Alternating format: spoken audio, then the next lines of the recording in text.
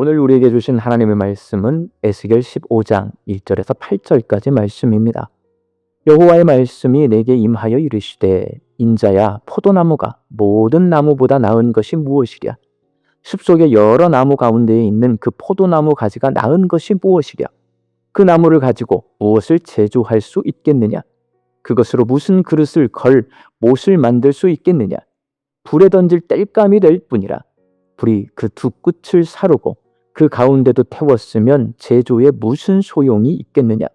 그것이 온전할 때에도 아무 제조에 합당하지 아니하였거든 하물며 불에 살라지고 탄 후에 어찌 제조에 합당하겠느냐? 그러므로 주 여호와께서 이같이 말씀하셨느니라. 내가 숲풀 가운데 있는 포도나무를 불에 던질 땔감이 되게 한 것 같이 내가 예루살렘 주민도 그같이 할지라. 내가 그들을 대적한즉 그들이 그 불에서 나와도 불이 그들을 사르리니 내가 그들을 대적할 때에 내가 여호와인 줄 너희가 알리라. 내가 그 땅을 황폐하게 하리니 이는 그들이 범법함이니라. 나 주 여호와의 말이니라 하시니라. 아멘. 오늘 본문 말씀에서 하나님은 에스겔 선지자로 하여금 남유다를 포도나무에 비유하여 말씀하십니다. 가나안 땅을 팔레스타인 지역이라고 합니다. 팔레스타인 지역에서 포도나무는 단순한 식물이 아니라 이스라엘 백성의 삶과 문화와 신앙생활에 깊이 뿌리내린 식물입니다. 건기와 우기가 명확한 팔레스타인의 건조하고 고온다섭한 기후는 포도나무가 땅속 깊이 뿌리를 내려 가뭄을 견디게 합니다. 척박한 환경에서도 살아남아 열매를 맺는 포도나무의 이러한 모습이 강인한 생명력을 상징합니다.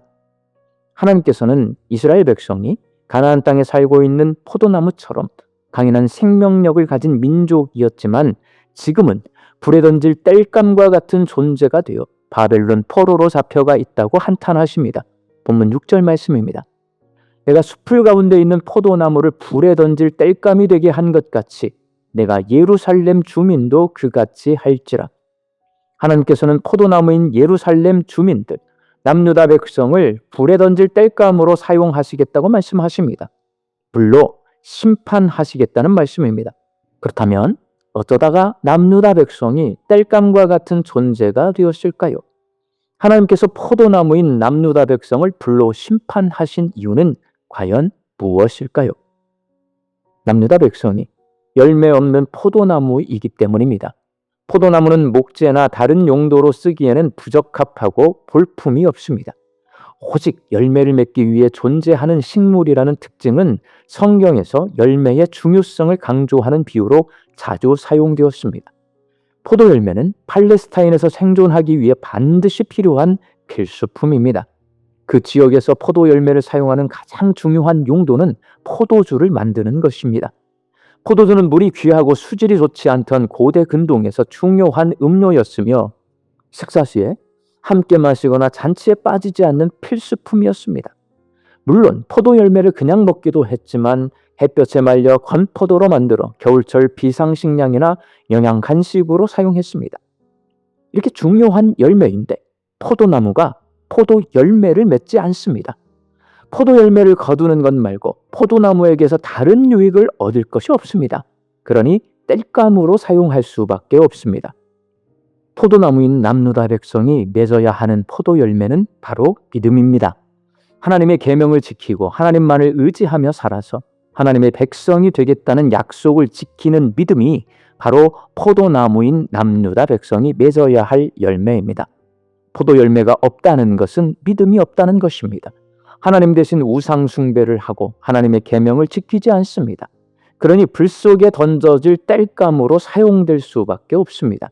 이 말씀은 세례 요한의 말을 생각나게 합니다. 누가복음 3장 9절 말씀입니다.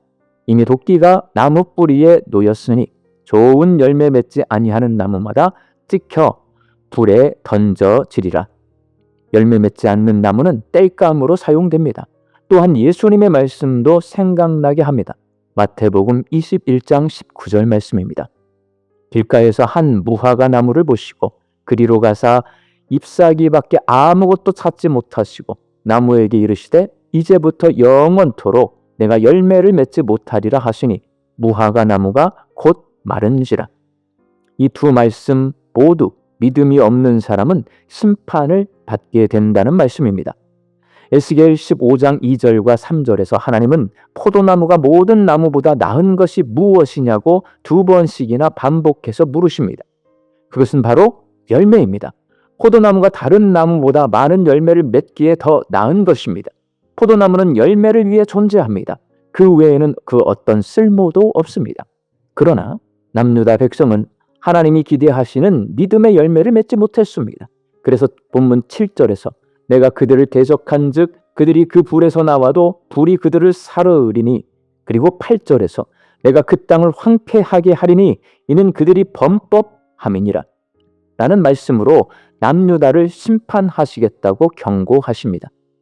사랑하는 광주 양림교회 성도 여러분, 하나님은 수고의 양이 아니라 열매의 유무를 보십니다. 그러니 믿음의 열매를 맺어야 합니다. 성경은 믿음의 열매를 맺는 2가지 방법을 가르쳐 주십니다. 먼저 믿음의 열매는 내 힘으로 맺는 것이 아니라 예수님과의 관계 속에서 맺히는 열매입니다. 요한복음 15장 5절 말씀입니다. 나는 포도나무요 너희는 가지라. 그가 내 안에 내가 그 안에 거하면 사람이 열매를 많이 맺나니 나를 떠나서는 너희가 아무것도 할 수 없습니다. 예수님을 내 안에 모시고 살고 내가 예수님 안에서 살 때에 믿음의 열매를 맺을 수 있습니다. 그러니 예수님을 늘 생각하며 살아야 합니다. 그리고 성령을 따라 행할 때 열매를 맺을 수 있습니다.